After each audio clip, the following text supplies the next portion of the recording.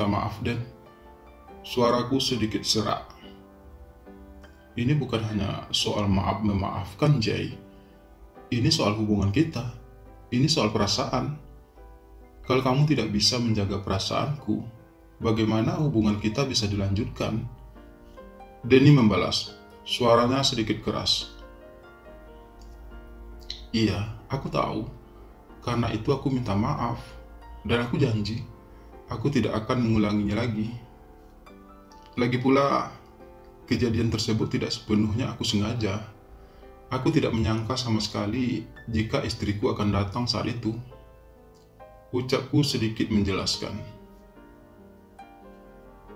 Tapi setidaknya, jika kamu bisa menjaga perasaanku, kamu tidak harus semesra itu dengan istrimu saat aku masih berada di sana. Denny membalas lagi. Ya, mau gimana lagi? Di depan orang-orang, aku memang harus terlihat mesra bersama istriku. Aku hanya tidak ingin orang-orang curiga. Bela aku lagi. Terserah kamu aja, Jay. Aku capek. Mungkin untuk sementara kita tidak usah bertemu dulu. Aku pengen sendirian. Ucap Denny kemudian. Kamu jangan gitu dong, Den. Kenapa kamu jadi egois gini? Suaraku sedikit meninggi. Apa? Aku egois? Nggak salah, Jay. Kamu jangan coba-coba memutar fakta ya, Jay. Di sini aku yang tersakiti, bukan kamu. Balas Denny. Suaranya ikut meninggi. Tapi bukankah dari awal kita sudah sepakat tentang semua ini? Kenapa sekarang kamu mengungkitnya lagi? Suaraku masih tinggi. Kesepakatan kita adalah bahwa kamu tetap akan menjalani kehidupan rumah tangga kamu, bahwa kamu akan tetap menjadi suami bagi istrimu, dan aku rela jadi yang kedua buat kamu. Tapi bukan berarti kamu bebas bermesraan di depanku. Kamu juga harus bisa menjaga perasaanku dong. Suara Denny kian tinggi. Pokoknya sekarang, aku pengen menyendiri, dan kita nggak usah ketemu dulu untuk sementara waktu. Denny melanjutkan ucapannya. Suaranya mulai mereda. Sampai kapan? Tanyaku dengan suara berat. Sampai aku yakin kalau kamu masih mencintaiku. Balas Denny terdengar tegas. Lalu kemudian, Denny pun segera berdiri dan pergi meninggalkanku sendirian. Sementara aku hanya bisa menatap kepergiannya tanpa bisa berkata apa-apa lagi. Jadi ceritanya, kemarin lusa, kami berdua menghadiri sebuah pesta ulang tahun salah seorang teman kami. Aku tidak tahu kalau istriku juga diundang ke pesta tersebut. Ternyata pacarnya teman kami tersebut adalah teman istriku. Karena kebetulan bertemu di pesta tersebut, aku dengan sangat terpaksa harus mendampingi istriku. Karena hampir semua orang yang hadir di pesta tersebut sudah tahu kalau kami sudah menikah beberapa bulan yang lalu. Sebagai pasangan yang baru menikah, aku berusaha untuk terlihat mesra di depan orang-orang. Tapi ternyata hal itu cukup membuat Denny merasa cemburu dan sakit hati. Hingga Denny akhirnya mengajak aku ketemuan dan terjadilah pertengkaran tersebut. Denny adalah pacarku. Kami sudah pacaran lebih dari 2 tahun. Selama 2 tahun tersebut, hubungan kami baik-baik saja. Denny adalah seorang manajer di sebuah perusahaan yang cukup besar di kota kami. Dan kebetulan aku juga seorang karyawan di perusahaan tersebut. Karena itulah kami pun saling kenal dan kemudian saling tertarik. Lalu kami sepakat untuk menjalin hubungan asmara. Denny bukan cinta pertamaku dan juga bukan pacar pertamaku. Aku sudah sangat lama melanglang buana di dunia pelangi. Begitu juga Denny. Namun dari semua laki-laki yang pernah aku pacari, hanya Denny yang terbaik. Hubungan kami juga terbilang cukup langgeng dan bertahan lama. Aku belum pernah pacaran dengan laki-laki lebih dari setahun sebelumnya. Tapi dengan Denny, kami mampu mempertahankan hubungan kami dengan baik. Hingga pada suatu saat, aku dengan sangat terpaksa harus menerima perjodohan dari kedua orang tuaku, karena kebetulan aku adalah anak tunggal, dan kedua orang tuaku sangat ingin aku segera menikah. Mengingat usiaku sudah 28 tahun waktu itu, apalagi aku juga sudah punya pekerjaan tetap. Istriku juga seorang wanita karir. Dia juga terpaksa menikah denganku. Semua hanya untuk memenuhi keinginan kedua orang tua kami, meski kami tidak saling cinta. Namun sebagai pasangan yang sudah menikah, kami berdua berusaha untuk tetap menjalankan kewajiban kami sebagai sepasang suami istri. Tapi kami berkomitmen untuk menunda memiliki anak sampai kami benar-benar yakin akan perasaan kami masing-masing. Awalnya Denny tidak bisa menerima semua itu. Ia tidak ingin aku menikah. Namun aku berusaha keras untuk meyakinkannya bahwa pernikahanku hanyalah untuk memenuhi keinginan orang tuaku, dan kami akan tetap terus berhubungan seperti biasa. Aku janji, Den, aku akan selalu mengutamakan kamu. Aku tidak akan pernah membuat kamu kecewa. Aku akan selalu menjaga perasaan kamu. Begitu ucapku dalam upayaku untuk meminta restu dari Denny waktu itu. Tapi kamu pasti tidak akan punya banyak waktu lagi bersamaku, Jay. Kita akan semakin jarang bertemu, balas Denny serak. Kita masih bisa bertemu setiap hari, Den. Di tempat kerja, saat makan siang, atau pada malam-malam seperti biasanya. Nggak ada yang akan berubah, Den. Semuanya akan tetap sama, jelasku. Tapi kamu akan tidur bersama istrimu, Jay. Dan itu yang tidak bisa aku terima, balas Denny sedikit tergagap. Kali itu aku terdiam. Ya, mau tidak mau, aku memang harus tidur bersama istriku. Tapi pokoknya kalau kamu tetap menikah, kita putus. Kali ini Denny berucap dengan tegas. Kamu jangan gitu dong, Den. Kamu jangan membuat aku berada dalam pilihan yang sulit, balasku tertahan. Apanya yang sulit sih, Jay? Kamu hanya tinggal pilih aku atau tetap menikah, ucap Denny lagi. Aku ini anak tunggal, Den. Jadi wajar kalau orang tuaku ingin aku segera menikah. Dan aku tidak ingin jadi anak yang durhaka. Aku harus menuruti keinginan mereka. Setidaknya untuk membuat agar mereka tidak curiga tentang siapa aku sebenarnya. Jadi, aku mohon, Den, kamu bisa mengerti keadaanku saat ini. Balasku sedikit menghibah. Kali ini Denny terdiam. Suasana hening tercipta untuk beberapa saat. Aku diam, Denny diam. Kami saling membisu.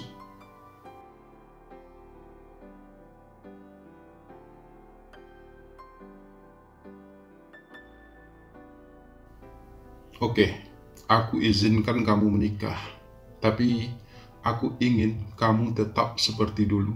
Aku ingin kamu bisa menjaga perasaanku seperti apapun keadaannya. Akhirnya Denny pun berucap setelah sangat lama kami hanya saling terdiam. Aku janji, Den, aku gak akan berubah. Aku akan selalu menjaga perasaan kamu, menjaga cinta kita. Balasku penuh perasaan. Dan begitulah, aku pun akhirnya menikah. Sementara aku dan Denny tetap menjalin hubungan seperti biasa. Aku berusaha keras untuk menjaga perasaan Denny. Sampai kejadian di malam pesta ulang tahun temanku tersebut terjadi. Hingga Denny memutuskan untuk kami tidak bertemu sementara waktu. Di kantor, Denny selalu berusaha menghindariku. Kami tidak pernah lagi saling tegur sapa. Kami tidak pernah lagi makan siang berdua seperti biasa. Tiba-tiba semuanya berubah, dan aku merasa kecewa akan sikap Denny tersebut. Pernah beberapa kali aku coba menghubungi Denny, tapi ia tidak pernah mengangkat teleponku. Beberapa kali juga aku coba mengirim pesan padanya, tapi ia tidak pernah membalasnya. Separah itukah keadaannya?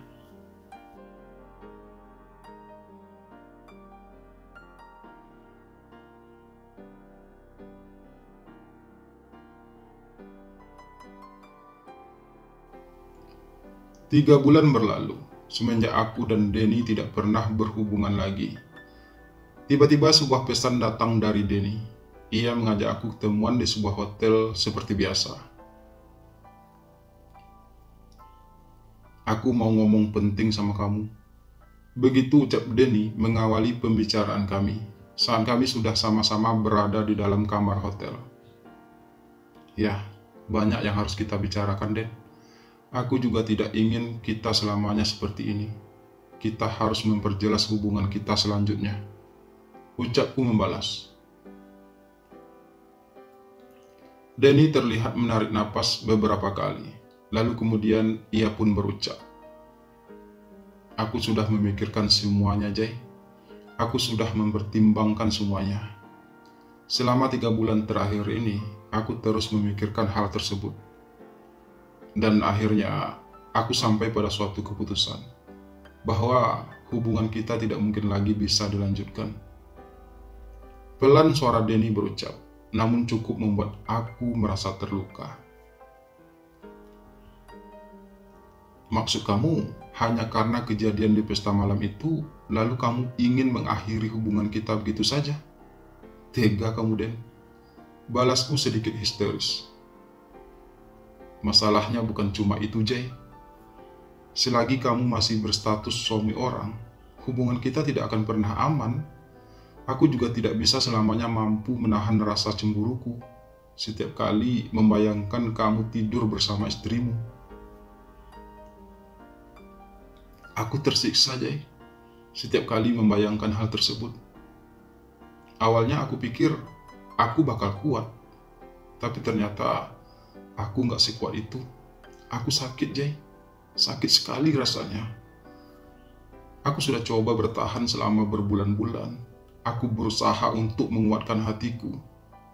Tapi semakin lama, perasaan itu semakin menyiksaku. Dan aku sudah tidak sanggup lagi menahannya.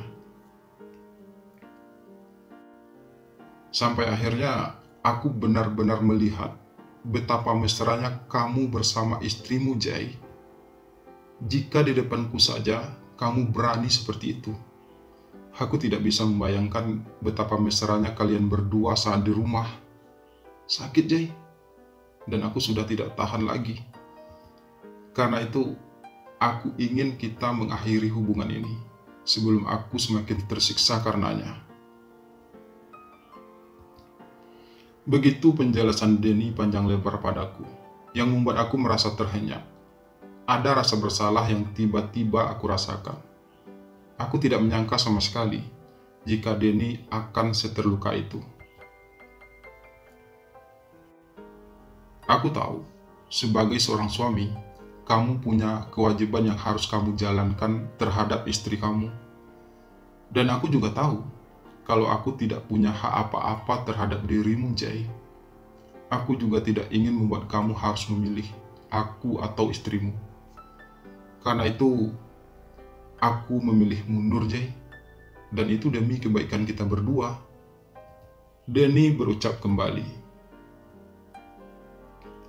Biar bagaimanapun, pada kenyataannya, hubungan seperti hubungan kita ini tidak akan pernah bertahan untuk selamanya. Pada saatnya, kita memang harus saling merelakan. Dan aku rasa inilah saatnya untuk kita saling melepaskan. Meskipun sampai saat ini, aku masih mencintai kamu, Jay. Denny melanjutkan ucapannya. Sementara aku hanya terdiam, benar-benar diam. Aku benar-benar tidak tahu harus berkata apa saat itu. Bukan hal ini yang aku harapkan sebenarnya. Aku sangka dengan Denny mengajakku ketemuan, hubungan kami akan pulih kembali. Tapi ternyata mungkin setelah ini kita tidak akan pernah bertemu lagi, Jay. Aku sudah mengajukan mutasi ke perusahaan dan sudah diterima. Aku akan pindah ke salah satu kantor cabang yang berada di kota lain. Jadi kamu gak perlu khawatir, kita tidak akan bertemu lagi di kantor. Dan kamu bisa bekerja dengan tenang dan menjalankan kehidupanmu sebagai seorang suami, sebagaimana layaknya seorang laki-laki normal. Tiba-tiba Denny berucap lagi, "Kenapa kamu harus mengambil keputusan sepihak sih, Den? Seharusnya kita bisa bicarakan ini dulu. Mungkin ada jalan yang lebih baik dari ini." Aku membalas juga akhirnya, "Ini adalah yang terbaik bagi kita berdua, Jay. Lagi pula, aku gak perlu izin apa-apa dari kamu untuk membuat keputusan dalam hidupku. Dan ini sudah menjadi keputusanku. Aku menyampaikan ini hanya sekedar agar kamu tahu. Hanya agar kamu tidak menganggap aku lelaki pengecut yang menghilang tanpa kabar," ucap Denny sedikit menjelaskan. "Mudah bagi kamu, Den, untuk mengambil keputusan seperti itu," balasku serak. "Ini gak mudah bagiku, Jay. Ini sama sulitnya saat kamu memutuskan untuk menikah. Tapi aku memang harus membuat pilihan, terutama untuk kebaikan kita berdua. Jadi aku harap kamu bisa mengerti," jelas Denny kemudian.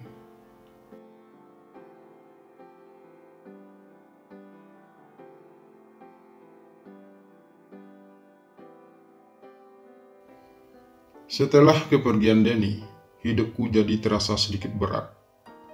Aku jadi kehilangan semangat. Aku sudah terlalu terbiasa melewati hari-hari bersamanya. Aku sudah terlalu terbiasa menghabiskan waktu bersamanya, terutama saat di kantor. Aku merasa kehilangan dirinya saat ini. Tapi aku harus menghargai keputusannya. Aku harus menerima semua itu.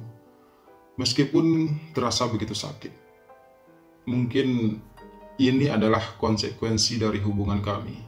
Mungkin ini adalah konsekuensi dari keputusanku untuk menerima perjodohan dari orang tuaku. Mungkin memang sudah saatnya aku menjalankan hidupku sesuai kodrat yang telah ditentukan untukku. Menjadi seorang suami dan mungkin juga menjadi seorang ayah nantinya. Aku harus menerima semua itu. Aku tidak sepenuhnya menyalahkan Denny dalam hal ini. Aku tidak membencinya karena ini. Aku mencoba memaklumi keputusannya. Dan seperti katanya, mungkin ini adalah yang terbaik untuk kami berdua. Aku hanya berharap Denny bisa menemukan kebahagiaannya. Aku hanya berharap semoga aku bisa melanjutkan hidupku meski tanpa Denny lagi di sisiku. Ya, semoga saja.